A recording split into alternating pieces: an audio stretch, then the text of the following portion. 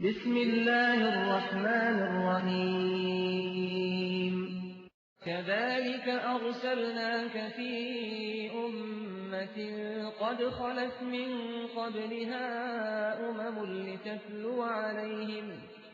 لتتلو عليهم الذي أوحينا إليك وهم يكفرون بالرحمن قل هو ربي لا إله إلا هو عليه توكلت وإليه متاب هادي له أشهد أن لا إله إلا الله وحده لا شريك له وأشهد أن محمدا عبده ورسوله أما بعد فإن خير الحديث كتاب الله وخير الهدي محمد صلى الله عليه وسلم وشر الأمور محدثاتها وكل محدثة بدعة وكل بدعة ضلالة وكل ضلالة في النار أعوذ بالله من الشيطان الرجيم بسم الله الرحمن الرحيم قل هو الله أحد الله الصمد لم يلد ولم يولد ولم يكن له كفوا أحد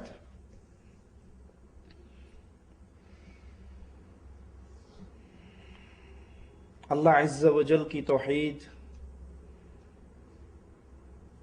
یہ وہ عظیم نعمت ہے، یہ عقیدہ وہ عظیم عقیدہ ہے اللہ کی معرفت کا، جس کو پھیلانے کے لیے انبیاء کا سلسلہ مالک عز و جل نے اس دنیا میں اتارا۔ اور یہ عقیدہ توحید کہ اللہ کو مانا جائے، اس کی وحدانیت کو تسلیم کیا۔ انڈیا پاکستان کے قوالوں کی قوالی اگر آپ سن لیں تو قوال جھوم جھوم کے کہتا ہے ادھر بھی تو ہے، ادھر بھی تو ہے، جدھر دیکھوں تو ہی تو ہے، مسجد میں تو ہے، مندر میں تو ہے، میخانے میں تو ہے۔ ایک مولوی احمد سعید چتروڑ گیڑی ملتان کا بہت بڑا مولوی ہے، اس کی تقریر میں سن رہا، وہ اللہ کے صفت علو کا انکار کرتے ہوئے کہتا ہے کہ اللہ نہ تو اوپر ہے، نہ تو نیچے ہے، نہ تو دائیں ہے، نہ تو بائیں ہے، نہ تو زمینوں میں، نہ تو آسمانوں میں، نہ تیرا مکان ہے، نہ تو تیری کوئی جگہ نہیں۔ اللہ عز و جل قرآن اللہ کی صفت بیان کر رہا ہے، الرحمن علی العرش استوى، رحمان اپنے عرش پہ مستوی ہے۔ اللہ کی مخلوق مالک عز و جل اپنی مخلوق سے بلند، آسمانوں سے بلند اللہ کا عرش، اس عرش پر اللہ عز و جل مستوی۔ اللہ کی صفات کا انکار عام مل جائے گا معاشرے کے اندر، اور یہی بیماری کفار مکہ کی بیماری تھی کہ وہ اللہ کی بعض صفات کا انکار کیا کرتے تھے۔ وہ کہا کرتے تھے ہم اللہ کو رحمان اور رحیم، ہم نہیں جانتے اس صفت کو، ہم اللہ کو اللہ مانتے ہیں، رب مانتے ہیں، رحمان اور رحیم نہیں مانتے۔ ابن کثیر رحمہ اللہ فرماتے ہیں جو شخص یا جو گروہ اللہ کی کسی صفت کا انکار کرے، یہ آیت اس کے بارے میں فیصلہ دیتی ہے وَهُمْ يَكْفُرُونَ بِالرَّحْمَانِ، جو اللہ کی صفت کا منکر ہو جاتا ہے یہ عقیدہ اس کو کفر تک لے جاتا ہے۔ گمراہ فرقے جہمیہ معتزلہ اپنے اپنے انکار کے بقدر کفر کا حصہ سمیٹے بیٹھے ہیں۔ گو وہ بعض اسماء کا اقرار کرتے ہیں، اللہ کی صفات کا اقرار کرتے ہیں، لیکن اگر ان کے مذہب کو ڈیپلی آپ دیکھیں گے، غور سے آپ اس پہ توجہ کریں گے تو ثابت ہوگا کہ وہ اسماء و صفات کا بالکل اقرار نہیں کرتے، کیونکہ وہ اللہ کے اسماء کو محض ایسا نام قرار دیتے ہیں جو صفتوں سے خالی ہے، جو صفات سے خالی ہے۔ تو یہ عقیدہ بھی صفت رحمان کا انکار کرنے والے مشرکین کے بد عقیدے کا نصف ہے، آدھا ہے، جیسے وہ تھے اس سے آدھے درجے پر یہ ہے جو اللہ کا نام مانتے ہیں لیکن اس کی صفت کو تسلیم نہیں کرتے۔ مالک عز و جل ان کی میرا رب، میرا الہ، میرا اللہ، قل هو ربی لا الہ الا ہو، میرا رب وہ اللہ ہے، وہ الہ ہے لا الہ الا ہو، اس کے علاوہ کوئی الہ ہے ہی نہیں، اس کے علاوہ کوئی مشکل کشا نہیں، اس کے علاوہ کوئی حاجت روا نہیں، اس کے علاوہ کوئی بگڑی بنانے والا نہیں، اس کے علاوہ کوئی اولاد دینے والا نہیں، اس کے علاوہ کوئی رزق دینے والا نہیں، اس کے علاوہ کوئی شفا دینے والا نہیں، اس کے علاوہ کوئی غریبی دور کرنے والا نہیں، اس کے علاوہ کوئی حکومتیں بانٹنے والا نہیں۔ لا الہ الا ہوا علیہ توکلت والیہ متاب۔ جب میرا اللہ اللہ ہے، رب میرا الہ ہے، رب میرا مشکل کشا ہے، رب میرا حاجت روا ہے، رب مجھے شفا دیتا ہے، رب مجھے اولاد دیتا ہے، رب مجھے بری کرتا ہے، رب مجھے مقدمات سے بچاتا اور نکالتا ہے، جب یہ ساری صفتیں اللہ کی ہیں، علیہ توکلت، میں بھروسے، امید، توکل جب بھی کرتا ہوں عرش والے اللہ پر کرتا ہوں۔ اللہ کے علاوہ، اس رحمان الرحیم الہ کے علاوہ کسی پر بھروسہ نہیں ہو سکتا، کسی پر توکل نہیں ہو سکتا، کسی سے امید نہیں لگائی جا سکتی۔ وہ اللہ عز و جل ہے، میں اس پر بھروسے کرتا ہوں۔ وَإِلَيْهِ مَتَابِ، جب بھی میں رجوع کرتا ہوں، جب مجھ سے غلطی ہو جاتی ہے، جب مجھ سے گناہ ہو جاتا ہے، میں توبہ کے لیے، جب توبہ کے لیے درخواستیں دیتا ہوں تو ایک اللہ کے دربار میں میں بھروسے بھی اسی پر کرتا ہوں، میں توبہ بھی اسی کی طرف کرتا ہوں۔ ہمارے ہاں آپ نے جا کے دیکھا ہوگا قبروں پہ، اچھا بھلا آدمی ہے، ہاتھ باندھ کے قبر کے سامنے اس کی طرف منہ کر کے کھڑا ہے، اس سے معافی مانگ رہا ہے، اس سے سوال کر رہا ہے، بابا جی تیرے در پہ آگے ہیں، اب آپ بخشوا دیجئے، ہم تو آپ کے در تک آگے ہماری رسائی نہیں ہے، وہاں تیرے لیے رکاوٹ نہیں ہے۔ اور اہل ایمان، قرآن ان کا عقیدہ کیا بیان کرتا ہے؟ نبی کہو قل هو ربی لا الہ الا هو علیہ توکلت والیہ متاب۔ میرا اللہ عز و جل وہ الہ ہے، میرا رب وہ ہے کہ اس کے علاوہ کوئی الہ نہیں ہے، اس کے علاوہ کوئی حاجت روا نہیں ہے، میں بھروسے بھی اس پہ کرتا ہوں، اور توبہ بھی جب کرتا ہوں، رجوع بھی جب کرتا ہوں، معافیوں کا سوال بھی جب کرتا ہوں تو اسی الہ سے کرتا ہوں۔ یہاں مالک عز و جل ان کفار کے اس عقیدے کا رد کر رہا ہے، انکار کر رہا ہے جو اللہ کی صفت رحمان کے منکر تھے۔ یہ کہہ کر مالک کہہ رہا ہے، اے پیغمبر کہہ دو تم جس رحمان کے منکر ہو اس کے سوا میرا کوئی معبود نہیں ہے، اس پر میرا توکل ہے اور اسی پر میرا لوٹنا ہے، توبہ جب کروں گا، رجوع جب کروں گا، اسی الہ کی طرف کروں گا۔ حافظ ابن جریر رحمہ اللہ فرماتے ہیں اس آیت سے ثابت ہوا توکل کرنا اور توبہ کرنا دو عظیم ترین عبادتیں ہیں جن کو اللہ نے اس آیت میں بیان کیا۔ توکل امید، بھروسہ عبادت ہے جو کس پہ کی جا سکتی ہے؟ ایک اللہ پر۔ انسان دوائی کھاتا ہے، گولی کھاتا ہے اور اپنے مالک سے کہتا ہے مولا تیری نبی کی سنت پہ چلتے ہوئے میں اسباب اختیار کر رہا ہوں، گولی کھا رہا ہوں، لیکن اللہ اس میں شفا پیدا کرنے والا تو ہے۔ اللہ ڈاکٹر کے پاس گیا ہوں، اس نے انجیکشن لگایا ہے، بوتلیں لگائی ہیں، ٹیکے لگائے ہیں، اللہ ان میں شفا نہیں ہے، ان پہ میرا بھروسہ نہیں ہے، یہ اسباب میں اختیار کر رہا ہوں، تیرے رسول کی سنت ہے لیکن شفا دینے والی ذات تیری ہے، بھروسہ میرا تجھ پہ ہے، امید میری تجھ پہ ہے، تیرے علاوہ کسی اور پہ امید نہیں ہے، تیرے علاوہ کسی اور پہ بھروسے نہیں ہے، تیرے علاوہ کسی اور کے اوپر میں نے اپنی کمان نہیں ڈال رکھی کہ جو اللہ کرے گا، جو کرے گا وہ بہتر میرے حق میں ہوگا، فرما دے گا۔ اللہ سارے بھروسے تجھ پر ہے، اور جب گناہ ہو جائے گا مالک معافیوں کا سوال بھی کروں گا تو تیری درگاہ میں۔ ایمان، بہترین ایمان کیا ہے؟ صحت ایمانی یہ ہے کہ اللہ کی جتنی صفات کمال کی ہیں، جتنی صفات کا ذکر قرآن میں ہے، رسول اللہ صلی اللہ علیہ وسلم کے فرمان میں ہے، اس پر ایمان لانا یہ شرط ہے مومن ہونے کے لیے۔ آپ کی عقل میں آئے نہ آئے، آپ کی سمجھ میں آئے نہ آئے، اللہ کی صفت ہے، قرآن میں آ گئی، اللہ کی صفت رسول اللہ صلی اللہ علیہ وسلم نے بتا دی، مومن ایماندار اس پہ آنکھیں بند کر کے ایمان لے آتا ہے۔ اور جس کے دل میں اللہ کی صفات کے بارے میں تنگی پیدا ہوتی ہے، ٹیڑھ اور کجی پیدا ہوتی ہے، تو ایسا شخص مومن نہیں ہے، منافق ہے۔ کیونکہ اہل ایمان اللہ کی باتوں کی تصدیق کرتے ہیں، رسول اللہ صلی اللہ علیہ وسلم کی باتوں کی تصدیق کرتے ہیں۔ عبداللہ ابن عباس رضی اللہ عنہما روایت فرماتے ہیں، بیان فرماتے ہیں، انہوں نے ایک شخص کو رسول اللہ صلی اللہ علیہ وسلم کی ایک حدیث بیان کی، ایک حدیث سنائی۔ جس میں اللہ عز و جل کی صفات کا ذکر تھا. اللہ کی مختلف صفات ہیں. اللہ اپنے عرش پر مستوی ہے، اللہ کی صفت ہے. اللہ آخری رات کے آخری پہر میں عرش معلی سے آسمان دنیا پہ نزول کرتا ہے، اللہ کی صفت ہے. مالک عز و جل کا ہاتھ ہے، اللہ کی صفت ہے. مالک کا قدم ہے، ید اللہ علی الجماع، جماعت کے اوپر اللہ کا ہاتھ ہے. اللہ کا قدم ہے، حدیث میں آتا ہے کہ اللہ عز و جل اپنے قدم کو جہنم پہ رکھے گا. اللہ کا قدم ہے، اللہ کی صفت ہے. آنکھ کا ذکر آتا ہے، تجری باعیننا، آنکھوں کا ذکر ہے، اللہ کی صفت ہے. اب وہ ہم اس کی تشبیہ نہیں دیتے کہ جیسے ہمارا ہاتھ ہے ویسے اللہ کا، ہم اس کی تشبیہ نہیں دیتے، ہم اس کی کیفیت بھی نہیں جانتے. جیسے اللہ کی شان کو لائق ہے ویسے اللہ کی صفات ہے. لیس کمثلہ شیء، اللہ کی کوئی مانند ہے ہی نہیں، اللہ کی کوئی مثال ہے ہی نہیں. ابن عباس رضی اللہ عنہما ایک شخص کو حدیث سناتے ہیں جس میں اللہ کی صفات کا ذکر ہے.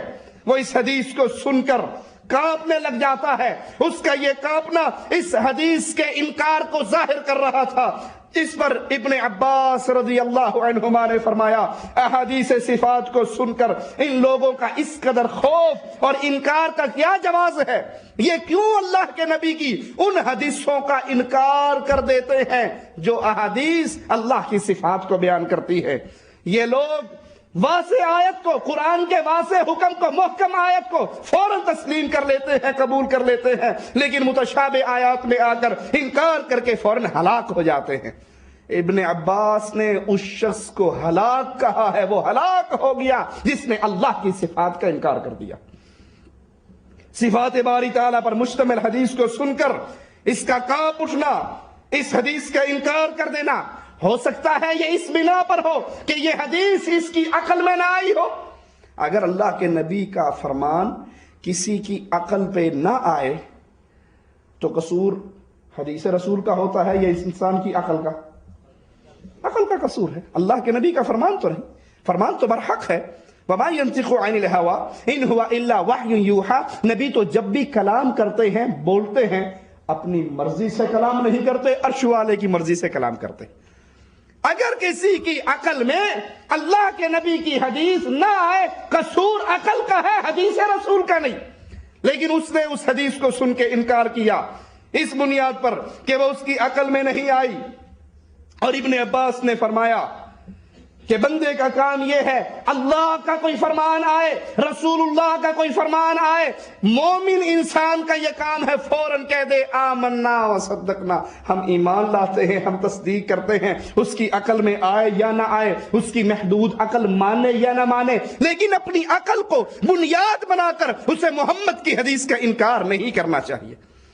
اس کی مثالیں بڑی ہیں، میں آپ کو چھوٹی سی مثال چلتے چلتے دیتا ہوں. یہ ہمارے ہاتھ میں تفہیم القرآن ہے، سید مودودی صاحب کی کتاب، سید مودودی صاحب کی تفہیم القرآن تفسیر، جس کی جلد نمبر 4 لاہور سے شائع ہوئی، ادارہ ترجمان القرآن سے، صفحہ نمبر اس کا 337 ہے. 337 میں رسول اللہ صلی اللہ علیہ وسلم کی ایک حدیث بیان کرتے ہیں. سلیمان علیہ السلام کے بارے میں اللہ کے نبی نے ایک بیان فرمایا کہ انہوں نے ایک رات کہا تھا کہ آج رات میں اپنی 70 بیویوں کے پاس جاؤں گا، ہر ایک سے ایک ایک مجاہد فی سبیل اللہ پیدا ہوگا. مگر یہ بات کہتے ہوئے انہوں نے انشاءاللہ نہ کہا. اس کا نتیجہ یہ ہوا صرف ایک بیوی حاملہ ہوئی اور اس سے بھی ناقص بچہ پیدا ہوا. یہ حدیث مودودی صاحب بیان کرنے کے بعد اب کیا فرما رہے ہیں سنیے.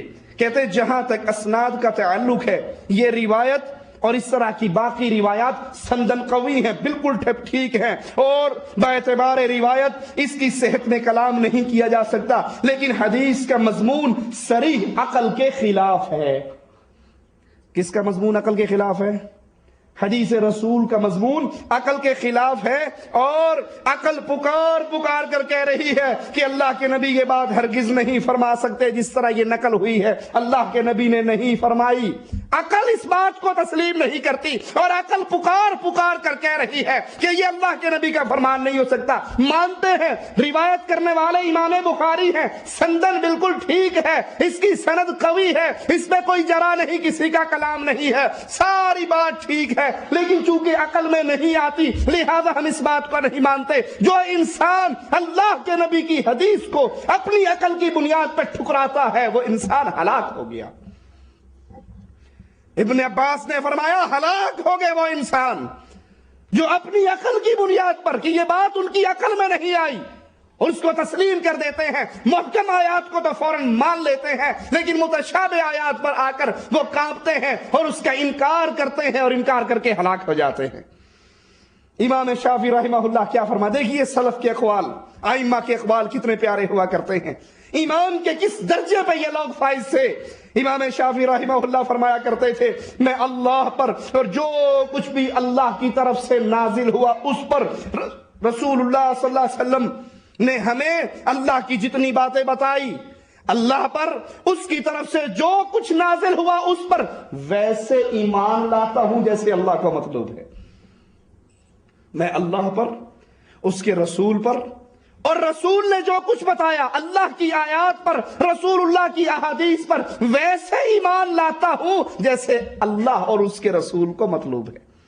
اہل ایمان، اللہ اکبر۔ ابو بکر رضی اللہ عنہ وارضاہ کو ابو جہل نے کہا کہ اے ابو بکر، کوئی آدمی رات کے ایک پہر میں بیت اللہ سے بیت المقدس سے آسمانوں پر جنت کی سیر کر کے رات کے ایک پہر میں واپس آ سکتا ہے؟ ابو بکر کہنے لگے نہیں، بیت المقدس 6 مہینے کا گھوڑوں کا سفر ہے، ایک رات میں کون جا کر آئے گا؟ آسمانوں پر کون جا سکتا ہے؟ ابو جہل نے کہا پتہ ہے یہ دعویٰ کس نے کیا ہے؟ کہا کس نے کیا ہے؟ کہا جس کو تو اپنا رسول مانتا ہے وہ کہہ رہا ہے میں رات کے ایک پہر میں بیت اللہ سے بیت المقدس سے آسمانوں پر جنت کی سیر کر کے واپس آ گیا۔ یہ ایمان کیا ہوتا ہے ذرا سنیے۔ ابو بکر رضی اللہ عنہ فرماتے ہیں ابو جہل تو نے میرے رسول سے سنا ہے؟ کہا ہاں میں نے سنا ہے۔ اور ابو جہل اندر سے خوش ہو رہا ہے کہ آج میں نے محمد صلی اللہ علیہ وسلم کے قریبی ساتھی کو قابو کر لیا اور اس سے دور کر دیا، لیکن وہ نہیں جانتا ابو بکر ایمان کے کون سے درجے پر فائز تھے۔ کہتے ہیں ابو جہل کیا تو نے میرے رسول سے یہ بات سنی؟ کہا ہاں سنی۔ کہا اللہ کی قسم محمد سچ کہتے ہیں صلی اللہ علیہ وسلم۔ ابو جہل ششدر رہ گیا، کہا ابو بکر عقل مانتی ہے؟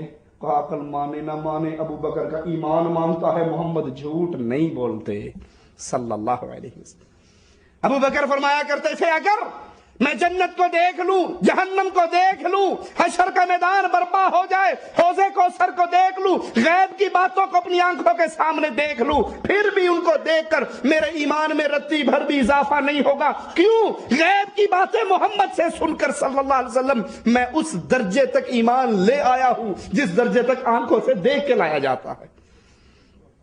انسان کی عقل میں بات آئے یا نہ آئے، اس کو اپنی عقل کی بنیاد پہ رسول کی حدیث کو یہ نہیں کہنا چاہیے حدیث تو ٹھیک ہے، فرمان رسول سندن بالکل ٹھیک آیا ہے، لیکن عقل نہیں مانتی، ہم اس کو تسلیم نہیں کرتے۔ عبداللہ ابن عباس رضی اللہ عنہما اپنے اس قول میں ان لوگوں پر ناراض ہو رہے ہیں جو محکم آیات کو، دو ٹوک آیت کو تو فوری طور پہ مان لیتے ہیں لیکن متشابہات کا عدم فہم کی بنا پر کہ ان کی عقل محدود ہے، اس میں وہ بات نہیں آتی، اس بنیاد پر اس کا انکار کر کے وہ برباد ہو جاتے ہیں۔ ابن عباس رضی اللہ عنہما فرماتے ہیں یہ لوگ حق و باطل میں فرق کرنے سے قاصر ہیں بلکہ صحیح اور مکمل حق کی معرفت سے عاری ہیں۔ یہاں ہم متشابہات کی کچھ وضاحت کرنا چاہتے ہیں کیونکہ جہمیہ جو صفات باری کے منکر ہیں ان آیات و احادیث کو متشابہ قرار دینے کی مذموم سعی کرتے ہیں جو اللہ کی صفات پر مشتمل ہیں۔ متشابہات سے مراد وہ نصوص ہیں، قرآن کی وہ آیات، وہ رسول صلی اللہ علیہ وسلم کے فرامین جو کچھ لوگوں کے لیے اس کا سمجھنا مشکل ہوتا ہے۔ متشابہات ان کے لیے یہ چیز ان کی عقل میں نہیں آتی، ان کے لیے سمجھنا مشکل ہے، اس لحاظ سے متشابہات کا معاملہ نسبی ہے، کلی نہیں، یعنی ممکن ہے کوئی نص ایسی آ جائے جس کا فہم کچھ لوگوں کے لیے مشکل ہو اور باقی کچھ لوگوں کے لیے واضح اور آسان ہو۔ اسی لیے رسول اللہ صلی اللہ علیہ وسلم نے لوگوں کو قرآن کی ایک نص کے متعلق جھگڑا کرتے ہوئے دیکھا، اختلاف کرتے ہوئے دیکھا تو اللہ کے نبی صلی اللہ علیہ وسلم شدید ناراض ہوئے، غضبناک ہو کر اللہ کے نبی نے فرمایا سابقہ قومیں قومیں اسی وجہ سے گمراہی کا شکار ہو گئی. انہوں نے اپنے انبیاء کی باتوں پر اختلاف کرنا شروع کر دیا اور اللہ کی کتاب کے ایک حصے کو دوسرے حصے پر پیش کر کے اپنی مرضی کا مفہوم اور مطلب نکالنے کی کوشش کی. اچھی طرح جان لو قرآن اس لیے نہیں اترا کہ اس کی ایک آیت کو لے کر دوسری آیت سے ٹکرایا جائے اور اپنی مرضی کا مفہوم نکال لیا جائے، بلکہ قرآن اس لیے نازل ہوا ہے کہ اس کا ایک حصہ دوسرے حصے کی تصدیق کرے. لہذا جس چیز کو تم صحیح سمجھ لو اس پہ عمل کرو، اور جو چیز تم پر مشتبہ ہو، جس کو سمجھنا تمہارے لیے، تمہاری عقل میں وہ بات نہیں آ رہی، تمہارے لیے اس کا سمجھنا آسان نہیں، اس پر ایمان لے آؤ. دل سے کہو ہم جانتے ہیں ہمارا ایمان ہے، ہم اس پر اپنے سر کو جھکاتے ہیں، تسلیم کرتے ہیں، ایمان لاتے ہیں. اس کی کیفیت ہماری سمجھ میں نہیں آتی، وہ اللہ کا علم ہے. جنت پہ ہمارا ایمان ہے، ہماری سمجھ میں نہیں آتا.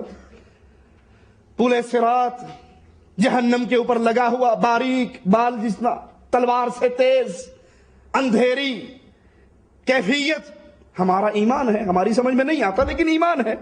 قبر میں دفن ہونے کے بعد مردے کو فرشتے اٹھا کر بٹھا دیں گے، ہم وہاں پر 100 سال بھی کھڑے رہے، مردہ لمبا پڑا رہتا ہے، اٹھ کر نہیں بیٹھتا، ہمیں نظر نہیں آتا لیکن ہمارا ایمان ہے. کیوں کہ رسول اللہ صلی اللہ علیہ وسلم نے بیان فرما دیا. عقل میں آئے یا نہ آئے، حدیث رسول آ گئی، اس پہ ایمان لے آئیے. اگر کوئی بات سمجھ نہیں آ رہی تو پھر علماء سے اس مسئلے کو سمجھ لیجئے لیکن اس کے انکار کرنے کی جرات نہ کیجئے. معلوم ہوا کہ قرآن یا حدیث کی کوئی نص کسی فرد پر یا کچھ افراد پر سمجھنے میں مشکل ہو سکتی ہے تو اس سے لازم نہیں آتا کہ وہ سب کے لیے مشکل ہو. اس کو کچھ لوگ سمجھ گئے، کچھ نہ سمجھے، عدم فہم کی بنا پر اس کا انکار کر دینا ایمان نہیں ہے، بلکہ ضروری ہے کہ اس پہ ایمان لے کر آئے. کیونکہ قصور قرآن کی آیت یہ رسول کی حدیث کا نہیں، قصور اس کی عقل کا ہے جس کی سمجھ میں نہیں آیا. جس کا طریقہ کیا ہے کہ اس کو لا کر ان 2 ٹوک آیات اور احادیث پہ پیش کرو.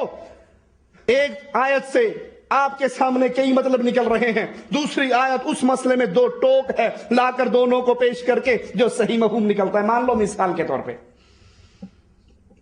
جو اشخاص یا جو جماعتیں، جو گروہ رسول اللہ صلی اللہ علیہ وسلم کو نور مانتی ہیں کہ اللہ کے نبی بشر نہیں تھے بلکہ نور من نور اللہ تھے، وہ قرآن پاک کی آیت پیش کرتے ہیں قد جاءکم من اللہ نور و کتاب مبین، تمہارے پاس اللہ کی طرف سے نور اور کتاب مبین آ گئی. اب اس آیت کا آگے بھی نہیں پڑھنا، پیچھے بھی نہیں پڑھنا، بس اتنا سا ٹوٹا لے گے لوگوں کو. حالانکہ اس میں 2 ٹوک قرآن کی صفت بیان کی جا رہی ہے کہ قرآن کھلی ہوئی کتاب مبین، کھلی ہوئی کتاب بھی ہے اور نور ہدایت بھی ہے. یہاں دونوں میں ذکر قرآن کا ہے لیکن وہ پیش کرتے پھر رہے ہیں. جی آپ کو کیا پتا، آپ مانتے نہیں ہو، قرآن پاک میں اللہ کہتا ہے میں نے نور بھیجا. اچھا بھائی اس آیت کو لائیے اور سورۃ کہف کی آخری آیت پہ پیش کیجئے جو بالکل 2 ٹوک ننگی آیت ہے، جس کو ایک جٹ آدمی، ایک دیہاتی آدمی، ایک زمیندار آدمی، ایک ان پڑھ آدمی بھی سمجھ سکتا ہے. وہ کیا ہے؟ قل، اے نبی کہو، انما انا بشر مثلکم، میں تمہارے جیسا انسان ہوں، جیسے تم انسان ہو ویسے میں انسان ہوں. فرق یہ ہے کہ میری شان اور مرتبے میں پوری کائنات بھی مل جائے تو برابر. فرق یہ ہے جبرائیل جب بھی آئے گا محمد کریم پہ آئے گا کسی اور پہ، ہوں کیا تم جیسا انسان. اب یہ 2 ٹوک محکم آیت ہے، 2 ٹوک فیصلہ کرنے والی آیت ہے. اگر کسی آیت سے آپ کو شبہ پڑتا ہے اس کو لاؤ، کھلی ہوئی آیت پہ پیش کر کے فیصلہ حل کر لو. یہ اہل ایمان کا طریقہ کار ہے، یہ اہل ایمان کا طریقہ کار ہے کہ وہ علماء سے رجوع کریں، اپنی عقل کی بنیاد پر اللہ کی صفات کا انکار نہ کریں. جس کی دوسری مثال ہم آپ کے سامنے رکھتے ہیں، یہی تفہیم القرآن جس کی جلد 6 ہے، 6 جلد پر صفحہ نمبر 333 پر وہ مالک عز و جل کی ایک اور صفت بیان کر کے انکار کرتے ہوئے کیسے انکار کرتے ہیں سنیے. مالک عز و جل بیان فرماتا ہے وَجَاءَ رَبُّكَ وَالْمَلَكُ صَفًّا صَفًّا، اور تمہارا رب جلوہ فرما ہوگا اس حال میں کہ فرشتے صف در صف کھڑے ہوں گے. جہنم اس روز سامنے لے آئی جائے گی، قیامت کا منظر مالک بیان کر رہا ہے. سید مودودی صاحب اس کی تفسیر میں لکھتے ہیں جاء ربک، جس کا لفظی ترجمہ ہے تیرا رب آئے گا، لیکن ظاہر ہے کہ اللہ کے ایک جگہ سے دوسری جگہ منتقل ہونے کا سوال ہی پیدا نہیں ہوتا. اب اللہ کہہ رہا ہے وَجَاءَ رَبُّكَ، رسول کہہ رہے ہیں کہ ہر آخری رات میں اللہ عز و جل عرش معلیٰ سے آسمان دنیا پہ نزول کرتا ہے. عقل پہ اس کو پیش نہ کیجئے، ایمان لے کے آئیے اور کیفیت کو اللہ کے حوالے کر دیجئے. ہمیں کیفیت نہیں معلوم، اسی لیے امام مالک رحمت اللہ علیہ فرمایا کرتے تھے اللہ اپنے عرش پر مستوی ہے. اللہ اپنے عرش پہ مستوی ہے، ہر جگہ پہ نہیں، ادھر بھی تو ادھر بھی تو. قسم کھانے والے بھی قسم کھاتے ہوئے کہتے ہیں میں اللہ کے حاضر ناظر ہو کر جان کر، اللہ کو حاضر ناظر جان کر قسم اٹھاتا ہوں. اللہ ناظر ہے، ہر چیز کو دیکھ رہا ہے، لیکن اللہ اپنی ذات کے اعتبار سے حاضر نہیں ہے. اللہ اپنی ذات کے اعتبار سے حاضر، اللہ کی ذات کہاں ہے؟ عرش پہ. رسول اللہ صلی اللہ علیہ وسلم کے سامنے ایک صحابی ایک لونڈی کو لے کے آئے، بکریاں چرانے والی، بکریاں چرانے والی دیہاتی عورت کو لائے اور کہا اس کا امتحان لو، اگر یہ مسلمان ہے تو میں آزاد کر دوں گا. ہمارے عزیز میاں قوال کو نہیں پتا اللہ کہاں ہے، ہمارے طاہر القادری کو نہیں پتا اللہ کہاں ہے، احمد سے چتروڑ گڑی کو نہیں پتا اللہ کہاں ہے، اور یہ بکری چرانے والی بدو عورت رسول اللہ صلی اللہ علیہ وسلم پوچھتے ہیں پہلا سوال این اللہ این اللہ فاشارت الی السماء. اس نے کہا اللہ اپنے عرش پر مستوی ہے. پوچھا میں کون ہوں؟ کہا اس کا بھیجا ہوا رسول ہے. فرمایا اس کو آزاد کر دے، یہ مومنہ ہے. یہ اللہ کی صفت ہے کہ اللہ اپنے عرش پر ہے، وہ نزول کرتا ہے ہر رات کو. کیسے؟ عقل میں نہیں آتا. ہمارا ایمان کیا ہے؟ اللہ کا قرآن سچا ہے، محمد کا فرمان سچا ہے. کیفیت اللہ کے حوالے کر کے ہم اس پر ایمان لاتے ہیں. امام مالک اسی لیے فرماتے تھے اللہ کا عرش پر ہونا معلوم ہے، اس پہ ایمان لانا واجب ہے. اس کی کیفیت مجہول ہے، ہمیں نہیں بتائی گئی اللہ کس طرح ہے. کچھ لوگ آپ نے سنا کہتے ہیں اللہ اپنے عرش پر بیٹھا ہے. یہ کہنا جائز؟ اللہ کی کیفیت بیان کرنا جائز؟ کیفیت مجہول ہے، قرآن حدیث خاموش. کیفیت نہیں بتائی، اللہ کے علم میں کیفیت ہے. اللہ اپنے عرش پر ہے جیسے اس کی شان کو لائق ہے. اس کے بارے میں سوال کرنا، کھریدنا، یہ تمام چیزیں بدعت ہیں. اللہ کو اپنے عرش پہ مانیے جو رسول اللہ صلی اللہ علیہ وسلم نے تعلیم دی. اسی طرح صفحہ 49 کے اوپر اللہ عز و جل کی اسی صفت کے سارے دلائل دینے کے بعد پھر فرماتے ہیں قرآن حکیم کی اس آیت کو بیان کر کے مالک کہتا ہے اَأَمِنْتُم مَّن فِي السَّمَاءِ أَن يَخْسِفَ بِكُمُ الْأَرْضَ فَإِذَا هِيَ تَمُورُ. کیا تم اس اللہ سے بے خوف ہو جو آسمان میں ہے؟ قرآن کی 2 ٹوک آیت ہے. اللہ کہاں ہے؟ اللہ کہاں ہے؟ اس کی ذات ہر جگہ پہ. اور اس کی ایک اور دلیل بھی دے دوں، عقل بھی مان لے گی. ہم دعا مانگتے ہوئے ہاتھ کیسے اٹھاتے ہیں؟ ہاتھ کیسے اٹھاتے ہیں؟ اوپر. کیوں؟ کیونکہ دل کہہ رہا ہے ان خالی ہاتھوں کو بھرنے والا کہاں ہے؟ ان خالی ہاتھوں کو بھرنے والا کہاں ہے؟ اور اگر یہ عقیدہ ہو کہ اللہ ہر جگہ پہ ہے تو پھر دعا اس طرح کی بجائے اس طرح بھی مانگنی چاہیے نا کبھی کبھار. کیونکہ ہر جگہ پہ اس طرح مانگو، اس طرح مانگو، اس طرح مانگو، اس طرح مانگو. یہ اوپر ہی کیوں جاتے ہیں؟ یہ اوپر ہی کیوں اٹھتے ہیں؟ تکلیف آنے پہ نظر اوپر ہی کیوں اٹھتی ہے؟ کیوں؟ عقل بتا رہی ہے، فطرت بتا رہی ہے اللہ اپنے عرش پہ ہے. تو یہاں سید مودودی صاحب یہ سارے دلائل بیان کر کے اس کا لونڈی کا قصہ بھی بیان کرتے ہیں اور سارے دلائل بیان کرتے ہیں، لیکن اس کا انکار کیسے کرتے ہیں؟ کہتے ہیں اس کا یہ مطلب نہیں کہ اللہ تعالیٰ آسمان میں رہتا ہے، یہ نہیں مطلب اس کا کہ اللہ اپنے عرش پر ہے. نہیں، عرش سے مراد تخت ہے اور حکومت ہے. اللہ کی جو صفت آ جائے اس کی تعویل نہ کرو، اس کی کیفیت بیان نہ کرو، اس کا انکار نہ کرو. ہماری عقل میں نہیں آتی تو ایمان لے آؤ کہ اہل ایمان تو غیب کی باتوں پر ایمان لا کے ہی بنتے ہیں. یہ غیب کی باتیں اللہ نے ہمیں بتا دی، ہم اس پر ایمان لے کر آتے ہیں. اب سوال پیدا ہوتا ہے کہ اس قرآن کی آیت کا کیا مطلب نکلے گا؟ قرآن کی آیت ہے هو الذی انزل علیک الکتاب منہ آیات محکمات ہن ام الکتاب واخر متشابہات، کہ وہی اللہ ہے جس نے تجھ پر کتاب اتاری جس میں واضح مضبوط آیتیں ہیں، کھلی ہوئی آیتیں ہیں، اور جو اصل کتاب ہیں، اور بعض متشابہ آیات بھی ہیں. ابن کثیر رحمۃ اللہ علیہ قرآن کی اس آیت کی تفسیر بیان کرتے ہوئے فرماتے ہیں یہاں مالک یہ خبر دے رہا ہے کہ قرآن پاک میں کچھ آیات تو محکم ہیں، بالکل کھلی ہوئی، اوپن، کھلی ہوئی دلیل ہے جس کو ایک جٹ دیہاتی عام مسلمان بھی پڑھ کر فوراً سمجھ لیتا ہے، جو بالکل بین اور واضح ہیں اور جن میں کسی کو کوئی شک اور شبہ نہیں ہوتا، کوئی ڈگمگاتا نہیں ہے اس کو پڑھنے پہ، جس کی دلالت کسی پر مشتبہ نہیں ہوتی، لیکن کچھ آیات ایسی ہیں جس کو پڑھ کر انسان ایک لمحے کے لیے ڈاماڈول ہو جاتا ہے۔ اب اصل راستے پر وہی ہے جو کھلی ہوئی بین آیات کو لے کر، محکم آیات کو لے کر متشابہ پر پیش کر کے مطلب نکال لے، اور گمراہ وہ ہو جاتا ہے جو محکم آیات کو چھوڑ کر متشابہ آیات سے مطلب نکالتا ہے۔ مثال کے طور پہ آپ نے اکثر مولویوں سے سنا ہوگا، جی وہابی بڑے گستاخ ہیں، یہ کہتے ہیں پیر فقیر بچے نہیں دے سکتے، بیٹے نہیں دے سکتے۔ جبرائیل علیہ السلام نے آ کے مریم سے کیا کہا تھا؟ میں کیوں آیا ہوں؟ تجھے غلام دینے کے لیے کہا تھا یا نہیں کہا تھا؟ قرآن میں ہے یا نہیں ہے؟ ہے۔ جبرائیل نے کہا تھا میں تجھے بیٹا دینے کے لیے آیا ہوں۔ کہ وہابی کہتے ہیں کہ پیر فقیر اولیاء اللہ بیٹا نہیں دیتا، تو جبرائیل اولیاء اللہ میں سے نہیں ہے، وہ بیٹا دینے نہیں آیا، یہ شرک ہے۔ اچھا، اب یہ متشابہ، اس کو اٹھائیے قرآن پاک کی محکم دو ٹوک اوپن کھلی ہوئی آیت پہ پیش کیجئے۔ وہ کیا ہے؟ یَهَبُ لِمَن یَشَاءُ إِنَاثًا وَيَهَبُ لِمَن یَشَاءُ الذُّکُورَ أَوْ يُزَوِّجُهُمْ ذُکْرَانًا وَإِنَاثًا وَيَجْعَلُ مَن یَشَاءُ عَقِیمًا۔ بیٹے اللہ دیتا ہے، بیٹیاں اللہ دیتا ہے، ملا جلا کر اللہ دیتا ہے، اور جس کو کوئی اللہ جس کو کچھ نہ دینا چاہے وہ ساری دنیا کی خاک چھان مارے، جس کو اللہ نہ دینا چاہے اسے کوئی اور دے سکتا؟ اب یہ کھلی ہوئی آیت ہے، اس پہ اٹھائیے وہاں پیش کر دیجئے۔ جی مانتے ہی نہیں ہیں وہابی، یہ کہتے ہیں غیر اللہ سے مدد مانگنا شرک ہے، غیر اللہ مدد کر بھی نہیں سکتے۔ بدر کے میدان میں ایک مولوی، بریلوی مولوی صاحب کی میں خود تقریر سن رہا تھا، کہنے لگے بدر کے میدان میں فرشتے نہیں آئے تھے مدد کرنے کے لیے، تو فرشتے اولیاء اللہ نہیں ہے؟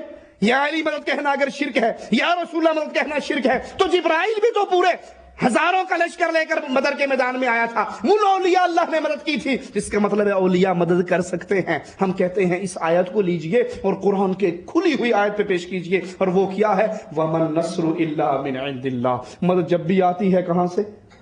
معاملہ واضح ہو جائے گا۔ حق کے راستے پر وہ ہے جو کھلی ہوئی آیات کے اوپر لا کر متشابہ آیات کو پیش کرے، اور جو وہاں سے فیصلہ ہو وہ اس کو تسلیم کر لے۔ یہ حق کے راستے کا راہی ہے۔ اور جن کے دلوں میں بیماری ہے، قرآن ان کا بھی ذکر کرتا ہے، فَأَمَّا الَّذِينَ فِي قُلُوبِهِمْ زَيْغٌ، بس جن کے دلوں میں کجی ہے، بیماری ہے، جن کے دلوں میں گمراہی ہے، وہ حق کو چھوڑ کر باطل کو اپنانے پر مصر ہے، وہ متشابہات کی پیروی میں لگتے ہیں، یعنی ہمیشہ متشابہ نصوص کے در پہ نظر آتے ہیں، کیونکہ ان میں تحریف کا چور دروازہ کھل سکتا ہے، ان میں تحریف کا چور دروازہ کھل سکتا ہے، اپنا مطلب نکال سکتے ہیں۔ جی یہ نہیں مانتے کہ نبی نور نہیں ہوتے، قرآن پاک میں آیا ہے قد جاءکم من اللہ نور وکتاب مبین، تمہارے پاس نور آیا۔ اب ان کھلی ہوئی آیات کو چھوڑ دیں گے، کیوں؟ کیونکہ قل انما انا بشر مثلکم، اس آیت سے کوئی اور مطلب نہیں نکل سکتا، اور یہاں سے چور دروازہ کھولا جا سکتا ہے، جن کی مدد سے ان نصوص کو وہ اپنے مقاصد فاسدہ اور اپنی باطل خواہشات کے اوپر لا کر اس کا مطلب نکالنے میں کامیاب ہو جاتے ہیں۔ اگر وہ کھلی ہوئی آیات کو لے، محکم آیات کو لے، تو ان کے سارے گندے عقائد پر یہ آیات ضرب کاری ہوں گی اور ان کے سارے عقائد فاسد ہو جائیں گے۔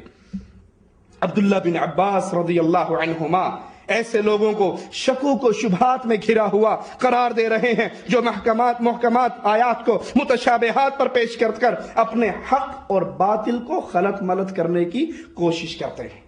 اس قول سے یہ بات بھی واضح ہوگی کہ متشابہات کے صحیح علم سے صرف وہ لوگ محروم رکھے جاتے ہیں جو اس کے معنی میں الہاد پیدا کر کے اپنی مرضی کا مطلب نکالتے ہیں، اور جو علماء راسخین فی العلم ہیں اللہ عز و جل ان کے سامنے راستے ہموار کر دیتا ہے، اور یہ ان آیات کو آرام سے سمجھ لیتے ہیں۔ کیوں؟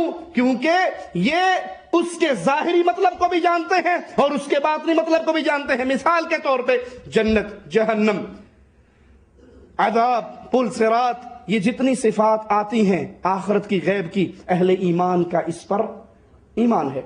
ہم جانتے ہیں اس کا معنی کیا ہے، جنت کے کیا مطلب ہے، جہنم کا کیا مطلب ہے، پل صراط کیا ہے، عذاب کیا ہے، نعمتیں کیا ہے، ہم مانتے ہیں، لیکن اس کی حقیقی کیفیت اللہ کے علاوہ کوئی اور نہیں جانتا۔ اس کی حقیقی کیفیت اللہ عز و جل کے علاوہ کوئی اور نہیں جانتا، حقیقی کیفیت اللہ ہی جانتا ہے، لیکن اللہ نے اس کی ظاہری معانی کو بھی علماء اس معانی کو پا چکے ہیں، اس کو پڑھ چکے ہیں، سمجھ چکے ہیں، اس کو بیان کرتے ہیں، تو پھر اس سے ثابت ہوا ساری گفتگو سے کہ مالک عز و جل کی کسی ایک صفت کا انکار کرنے والا وہ کفار مکہ، کفار قریش کی طرح برباد ہونے والوں میں سے ہے، ہلاک ہونے والوں میں سے ہے۔ تو پھر ان لوگوں یا گروہوں کا کیا ٹھکانہ ہوگا جو اللہ کی کئی صفات کا انکار کرتے ہیں، جو اللہ کے ہاتھ کا انکار کرتے ہیں، اللہ کے قدم کا انکار کرتے ہیں، اللہ عز و جل کی مختلف صفات کا انکار کرتے ہیں۔ جو ایک صفت کا انکار کرے وہ ہلاک ہونے والوں میں ہے، اور جو اللہ کی کئی صفات کا انکار کرتے ہیں ان کا کیا بنے گا؟ اہل ایمان پر فرض ہے کہ وہ اپنے جو بھی آیت سنے، صفات کے بارے میں جو بھی حدیث سنے، اس کا فہم ہو یا نہ ہو، اس کی عقل کے مطابق ہو یا نہ ہو، وہ فوراً ان علماء کی طرح، ان اہل ایمان کی طرح کہہ اٹھے، پکار اٹھے جن کا ترانہ زبانوں پر ہوتا ہے، یقولون آمنا به کل من عند ربنا، ہم اللہ کی آیات پر، رسول اللہ کے فرامین پر ایمان لاتے ہیں، اور ہم جانتے ہیں یہ سارا حق اللہ کی طرف سے ہے۔ اللہ عز و جل اپنی صفات پر ایمان لانے کی توفیق عطا فرمائے، جب تک زندہ رکھے، اسلام پر رکھے، جب موت دے اس حال میں دے کہ اللہ عز و جل ہم سے راضی ہو، ہم اپنے اللہ عز و جل سے راضی ہوں۔ اقول قولی هذا واستغفر اللہ لی ولکم ولسائر المسلمین فاستغفروہ انہ هو الغفور الرحیم۔ سوال ہے کیا مرد کی شلوار، پائجامہ یا تہمت وغیرہ صرف نماز میں ٹخنوں سے اوپر ہونا ضروری ہے یا ہر وقت؟ اس کی اہمیت قرآن و حدیث کی روشنی میں بیان فرمائیں۔ نماز میں پجامہ اونچا وہ لوگ کرتے ہیں جو دین اسلام کو مسجد تک ہی محدود رکھتے ہیں۔ نماز کے ٹائم پہ مسلمان نظر آتے ہیں، باہر وہ سارا کچھ ہی کرتے نظر آتے ہیں، ٹھیک ہے، وہ مسجد میں آتے ہیں پجامہ اوپر کر لیتے ہیں کہ اللہ کے گھر میں آگے نا اللہ کی بات مان لو، باہر نکلتے ہیں تو کہتے ہیں راضی رہے رحمان، ناراض نہ ہو شیطان۔ ہیں آپ نے دیکھا ہوگا نا مسجد میں ٹوپیاں پڑی ہوتی، مسجد میں آئے ٹوپی سر پہ رکھ لی اور مسجد سے گئے ٹوپی واپس چھوڑ کے۔ ہمارے مسلمانی کا مسجد کے اندر ہی پتہ لگتا ہے کہ نماز پڑھتا ہے، مسلمان بندہ ہے، باہر تجارت کرتے ہوئے، معاملات کرتے ہوئے، جھوٹ بولتے ہوئے پتہ ہی نہیں لگتا، دغا روڑا کدھر کا ہے کدھر کا نہیں، کچھ نہیں پتا۔ مومن بندے کے لیے ہر حال میں حکم ہے کہ اس کا کپڑا اس کی شلوار سے، اس کے ٹخنے سے، اس کی شلوار، اس کی تہمت، اس کی چادر، اس کا کپڑا بلند ہو، ہر حال میں، ہر حال میں۔ رسول اللہ صلی اللہ علیہ وسلم نے فرمایا جس کا کپڑا اس کے ٹخنے سے نیچے ہے، ما اسفل من الکعبین من الازار ففی النار، یہ حصہ کہاں ہے؟ یہ حصہ کہاں ہے؟ آگ میں ہے۔ عمر ابن اب اس کی اہمیت کتنی ہے ذرا غور کیجئے۔ عمر ابن خطاب رضی اللہ عنہ وارضا جب زخمی ہو گئے، ایک نوجوان آپ کی عیادت کے لیے آیا، جب یہ واپس جا رہا تھا تو عمر ابن خطاب رضی اللہ عنہ وارضا کی نظر اس کی شلوار پر پڑی، اس کی تہمت پر، کپڑے پر پڑی جو ٹخنے سے نیچے تھا، تو کہا اس کو بلاؤ۔ جب قریب آ گیا تو کہنے لگے اے میرے بھتیجے اپنی شلوار کو اونچا کر، یہ تیرے دل کو بھی پاک رکھے گا، تیرے کپڑے کو بھی پاک رکھے گا۔ کس حال میں ہے عمر ابن خطاب؟ زخمی ہو کر پڑے ہیں، موت کے قریب ہیں، لیکن اس حالت میں بھی کسی کی شلوار ٹخنے سے نیچے کو برداشت نہیں کی۔ اور ہماری کیا حالت ہے؟ اللہ رحم فرمائے، یہ چھوٹی بات نہیں ہے، یہ چھوٹا مسئلہ نہیں ہے، یہ بہت بڑا مسئلہ ہے۔ کسی مسلمان نے اپنے شلوار کو ٹخنے سے بلند کیا ہوا ہو، ماننا تو دور کی بات ہے، مذاق کرنے والے کتنے پیدا ہو جاتے ہیں۔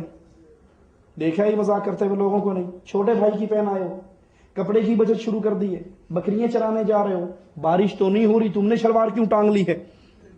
بجائے یہ کہ اللہ کے رسول کی سنت پہ عمل کریں، جو سنت پہ عمل کر رہے ہیں اس کو طنز اور مذاق کا نشانہ بناتے ہیں۔ لوگوں یہ مومن کی شان نہیں ہے، اور رسول کی سنت کا مذاق اڑانا انسان کو کفر کی وادی میں لے جاتا ہے۔ یہ مسئلہ چھوٹا نہیں ہے، ذرا اس کو دوسری مثال سے سمجھ لو۔ ایک آدمی داڑھی شیو کرتا ہے اور دل میں اس کے یہ ہے کہ میں گناہ کرتا ہوں، اللہ مجھے ہدایت دے، میں سیدھے راستے پر آ جاؤں، یہ گناہ گار ہے۔ ایک آدمی داڑھی والے کے داڑھی کا مذاق اڑاتا ہے، مولوی، ملا، صوفی، بابا، ملوانا، ملوٹا، وڈا داڑھی ہے، داڑھی ہے، چاڑی ہے۔ سنا ہے یا نہیں سنا؟ اسے داڑھی سے نفرت ہے، اسے داڑھی سے نفرت ہے۔ ایک لڑکی داڑھی سے نفرت کرتی، میں مولوی سے شادی نہیں کرواؤں گی، مینوں میرے ورگا ہی چاہیے، دے دے کوئی شے بھی نہ ہوئے۔ اب یہ نفرت جو ہے داڑھی سے، سنت رسول سے جو نفرت ہے، یہ انسان کو کفر کی وادی میں پہنچا دیتی ہے۔ ایک ہے گناہ پر ندامت کا اظہار ہو کہ غلطی کر رہا ہوں یار، گناہ گار ہوں، ایک ہے کہ اس نبی کی سنت سے دشمنی ہو، نفرت ہو، برا لگے داڑھی والا چہرہ۔ جس آدمی کو یاد کر لو، اپنا ایمان پرکھنا ہونا تو اس پہ پرکھ لینا، اللہ ہم سب کو ایماندار بنائے۔ ایک آدمی کو داڑھی والا چہرہ دیکھتے ہی نا متھے تے وٹ پہ جاتا ہے، یہ بندہ اپنا ایمان تلاش کرے، خطرے میں ہے۔ ٹھیک ہے، تو اللہ کے نبی کی سنتوں سے مذاق کرنا انسان کی بربادی کے دروازے کھول دیتا ہے۔ کوئی عورت، شوہر اس کا باہر چلا جائے اور اس کی بیوی نماز نہیں پڑھتی، اس کا شوہر اسے ٹیلی فون کر کے نماز پڑھنے کی تلقین کرتا ہے، وہ عورت پھر بھی نماز نہیں پڑھتی، اس کے بارے میں کیا کرے؟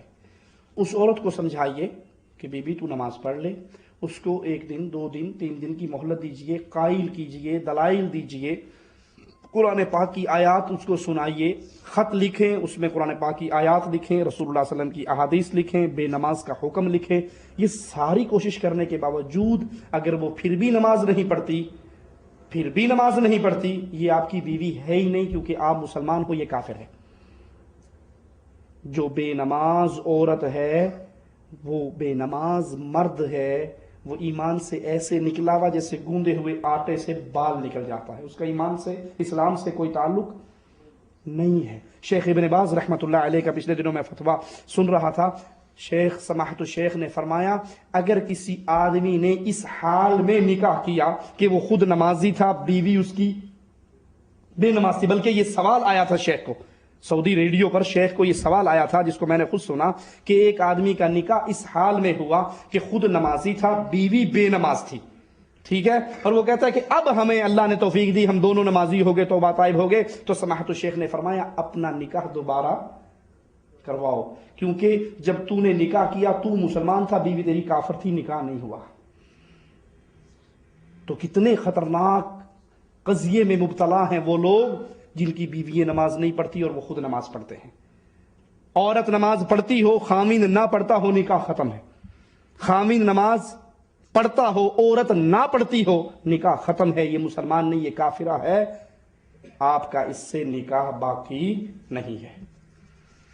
نماز میں رکوع میں جاتے وقت، رکوع سے اٹھتے وقت، 2 رکعت کے بعد تیسری رکعت کے لیے اٹھتے وقت رفعین کرنے کی احادیث موجود ہیں، اور کیا رفعین نہ کرنے کی بھی احادیث موجود ہیں؟ رفعین کرنے کی احادیث رکوع میں جاتے ہوئے، رکوع سے اٹھتے ہوئے، 2 رکعت پڑھ کے تیسری کے لیے کھڑے ہوتے ہوئے، یہ احادیث صحیح بخاری میں موجود ہیں، صحیح مسلم میں موجود ہیں۔ بخاری اور مسلم رسول صلی اللہ علیہ وسلم کی احادیث کی وہ کتاب ہے جس پر پوری امت کا اتفاق ہے کہ قرآن کے بعد صحیح ترین کتاب صحیح بخاری ہے، اور بخاری کے بعد صحیح ترین کتاب صحیح مسلم ہے۔ ان میں کرنے کی روایات موجود ہیں، کرنے کی جتنی روایات ہیں ساری صحیح ہیں، نہ کرنے کی جو چند روایات آتی ہیں وہ ضعیف ہیں، وہ قول رسول صلی اللہ علیہ وسلم نہیں بنتی، وہ صحیح نہیں ہیں۔ اللہ کے نبی صلی اللہ علیہ وسلم کی صحیح ترین روایات رفعین کرنے کی ہے۔ اس عورت کے بارے میں حکم ہے جو اپنے شوہر کی اجازت کی بنا پر یا شوہر کے منع کرنے کے باوجود اکثر و بیشتر میکے جاتی رہتی ہے، چاہے کوئی تقریب ہو، شادی بیاہ ہو، عید ہو، میکے والے عورت کو شے دیتے ہیں کہ ہر بات کے لیے شوہر سے اجازت طلب کرنے کی ضرورت نہیں، ایسے معاملے میں مجھ کو کیا کرنا چاہیے؟ عورت جب بیوی بن جاتی ہے تو اس کا ولی پھر اس کا خامند ہوتا ہے، اور اس عورت پر خامند کی اطاعت کرنا فرض ہے، اس پر خامند کی اطاعت کرنا فرض ہے۔ دلیل اس کی رسول اللہ صلی اللہ علیہ وسلم نے فرمایا عورت کے ذمے کام کتنے ہیں؟ فرض نمازیں پڑھے، فرض روزے رکھے، خامند کی اطاعت کرے، عزت کی حفاظت کرے، جنت کے سارے دروازے کھول کے کہا جائے گا جہاں سے مرضی جنت میں چلی جائے۔ فرض نمازیں، فرض روزے، خامند کی اطاعت۔ خامند کی اطاعت صرف ایک مسئلے میں نہیں ہو سکتی، جب خامند گناہ کا کام کہے، جب خامند یہ کہے میرے بھائی سے پردہ نہیں کرنا، اب خامند کی بات نہیں مانی جائے گی۔ خامند یہ کہے اپنے دیور سے پردہ نہیں کرنا، خامند کی بات نہیں مانی جائے گی۔ خامند یہ کہ پارٹی میں میرے ساتھ کندھے سے کندھا ملا کر جاؤ، جیسے میرے دوستوں کی بیوییں فنکشن اٹینڈ کرتی ہیں تم بھی چلا کرو، میری ذرا ناک اونچی ہو جاتی ہے، یہ دیوس رب غیرت ہے جو اپنی بیوی کو کسی اور کو دکھا کے سمجھتا ہے کہ میں بڑا مار کا ماریا۔ اے چوڑے تو تیرے واسطے بنی سی، تو ہوراں لکھائی پھرنا، یہ اوروں کے لیے نہیں ہے، تیرے لیے۔ تو خامد جب گناہ کا کام کہے اس کی بات نہیں مانی، اس کے علاوہ جائز کام ہو، تیرے گھر بار میں جانا جائز ہے، خامد سے اجازت لینا ضروری ہے۔ اگر وہ نہیں دیتا اور بیوی جاتی ہے، خامد کی نافرمانی کرتی ہے، تو ایسی عورت گناہ گار ہے۔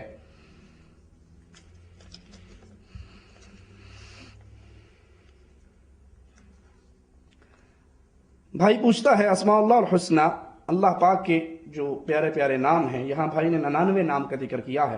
99 نام ایک حدیث میں ان کا ذکر آتا ہے، لیکن یہ نام صرف 99 نہیں ہیں، اللہ عز و جل کے بے شمار نام ہیں۔ ان کو پڑھنے یاد کرنے کی کیا فضیلت ہے؟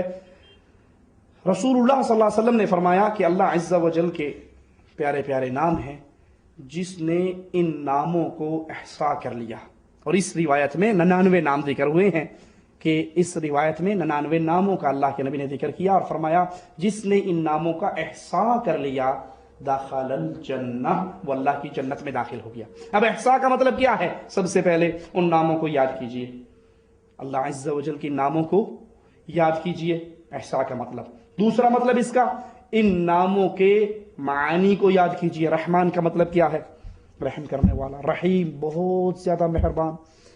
مائیں اپنی اولادوں پہ اتنی مہربان نہیں ہیں جتنا اللہ اپنی مخلوق پر مہربان ہے۔ اللہ کے ان ناموں کا معانی، اس پہ غور کیجئے۔ تیسری بات، اللہ کے ان ناموں کا ذکر کیجئے، الرحمن، الرحیم، الملک، القدوس، العزیز، العظیم، الرحیم، اللہ کے یہ نام ہیں، ان کو پڑھیے، تسبیح کیجئے، ذکر کیجئے۔ چوتھی بات، اور یہ 4 چیزیں جب ملتی ہیں تو احصا کا مطلب پورا ہو جاتا ہے۔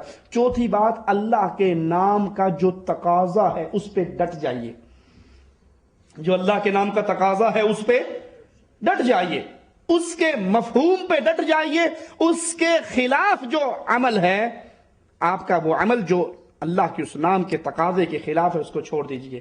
مثال کے طور پہ الرحمن، میں نے اس کو یاد کر لیا، میں نے اس کے مفہوم کو سمجھ لیا، رحم کرنے والا، میں اس کا ذکر بھی کرتا ہوں الرحمن۔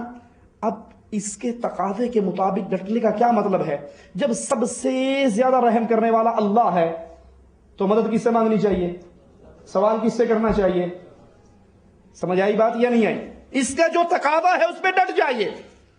اللہ عز و جل وہاب ہے، عطا کرنے والا ہے، میں نے اس کا نام کو یاد کیا، اس کا معنی یاد کیا، اس کے ذکر بھی کیا، اس کی تسبیح بھی کی، اور اس کے تقاضے پہ ڈٹ گیا۔ جب وہاب اللہ ہے تو بابا حجویری کو داتا نہیں کہا جا سکتا، ٹھیک ہے؟ اللہ کے ناموں کو یاد کیجئے، اس کے معنی یاد کیجئے، اللہ کے ناموں کے ذکر کیجئے، اور اس کے تقاضوں کے مطابق ڈٹ جائیے، جو اس کا مفہوم نکلتا ہے اس پہ عمل کیجئے۔ کیا داڑھی رکھنا ایک مشت سے کم رکھنا کیسا ہے؟ اور داڑھی والا موجود ہو تو کیا بغیر داڑھی والا امامت کروا سکتا ہے؟ داڑھی رکھنا ایک مشت سے کم، رسول اللہ صلی اللہ علیہ وسلم کا فرمان مبارک ہے، ان داڑھیوں کو معاف کر دو۔ وفروا اللحى، اپنی داڑھیوں کو بڑھاؤ، وفروا ای کثروا، زیادہ کرو۔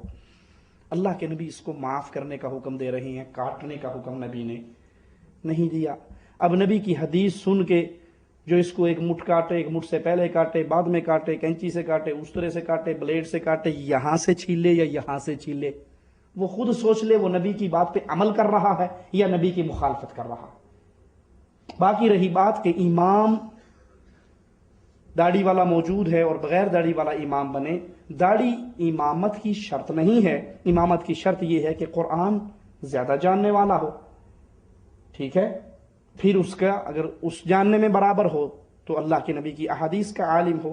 اس طرح مختلف شرائط امام کی احادیث میں آتی ہیں، لیکن یہ اسلامک یونیفارم ہے، یہ کیا ہے؟ اسلامک یونیفارم ہے۔ مسلمان ہو اور اس کی یونیفارم سے پتہ نہ لگے۔ فوجی کو آپ نے دیکھا ہے کبھی؟ وہ فوجی اپنی فوج میں جا رہا ہو اور وہ سادے کپڑوں میں چلا جائے، دیکھا آپ نے کبھی؟ نہیں دیکھا۔ فوجی جب جاتا ہے فوجی وردی پہن کے جاتا ہے۔ ڈاکٹر جب ہاسپٹل جاتا ہے تو اپنا ڈاکٹر والا کوٹ پہن کے آتا ہے۔ ارے ہوٹلوں میں جاؤ، کھانا بانٹنے والوں کا بھی اسپیشل ڈریس ہے، وہ نہ پہنا وہ تو بلدیے والا جرمانہ کر دیتے ہیں تو کیا مسلمان کا ڈریس نہیں ہے؟ مسلمان کا کوئی ڈریس نہیں ہے، مسلمان کا ڈریس ہے، مسلمان چہرے سے نظر آتا ہے، سکھوں کی طرح وہ بڑی بڑی مونچھیں اور داڑھی نہیں چھوڑتا، بلکہ اللہ کے نبی کے فرمان پہ عمل کرتا ہے، مونچھوں کو چھوٹا کرو، داڑھی کو، مونچھوں کو چھوٹا کرو، داڑھی کو بڑا کرو۔ ہم اس کے الٹ چلتے ہیں، مونچھیں دیکھ لو 6-4 کی، اس کو موچ کہنا جی موچ نہیں تھے کچھ نہیں، موچ نہیں تھے کچھ نہیں، موچ ہے تو سارا کچھ ہے، اور داڑھی پہ میں ویاہ کر لوں پھر رکھ لوں گا۔ جیسے شادی میں سب سے بڑی رکاوٹ ہی داڑھی ہے۔ لوگ ہمارے یہاں نوجوان طبقہ، یہ 20, 22, 23, 24 سال کی عمر کے نوجوان بیچارے یہ سمجھتے ہیں کہ داڑھی شادی میں سب سے بڑی رکاوٹ ہے، یہ پھاٹک ہے، بند ہے، یہ ہوگی تو کوئی لڑکی ادھر نہیں آئے گی۔ حالانکہ یہ اتنا بڑا جھوٹ ہے جتنی اس کی برکت سے اور ہوتی ہیں۔ آپ نے کبھی دیکھا داڑھی مونے کی 2 بیوی ہوں؟ دیکھا آپ نے کبھی؟ داڑھی مون ہو اور اس کی کبھی دیکھا؟ میں آپ کے سامنے زندہ دلیل کھڑا ہوں، میری داڑھی دیکھ لو، میری 2 ہونے میں تیسری لفظ پھردا۔ یہ ان بھائیوں کی جھوٹ کی بات ہے، شیطان کا بہکاوا ہے، جو سمجھتا ہے کہ داڑھی رکھ لیں گے تو شادی نہیں ہوگی۔ ارے بھائی داڑھی رکھ لو گے 2 ہوگی، 3 ہوگی، 4 ہوں گی، اور داڑھی مونا ایک لے کے گا جی یہی کافی ہے، مینوں ہور دی لوڑ نہیں۔ لہذا یہ بات غلط ہے کہ ہم اپنی داڑھی کو کاٹیں، تراشیں، چھیلیں، چھانٹیں، نہیں، اس کو چھوڑ دو۔ کیوں؟ آخری بات کہہ کے بات ختم کرتا ہوں۔ اللہ کے نبی نے کیا کہا تھا؟ وَاعْفُوا اللِّحَىٰ، داڑھیوں کو کیا کرو؟ معاف کرو۔ معافی کیسے ہوتی ہے؟ جب ہم دعا کرتے ہیں اللہ ہمارے گناہوں کو معاف کر دے، اس کا کیا مطلب ہے؟ اللہ ادھے کر دے، ادھے رہن دے، یہی مطلب ہے۔ ہم کہتے ہیں اللہ ساری معاف کر دے، سارے گناہ معاف کر دے، جو اگلے سال ہوں گے وہ بھی معاف کر دے، ایڈوانس معافی۔ اللہ کے نبی کہہ رہے ہیں اس کو معاف کر دو، کیا مطلب؟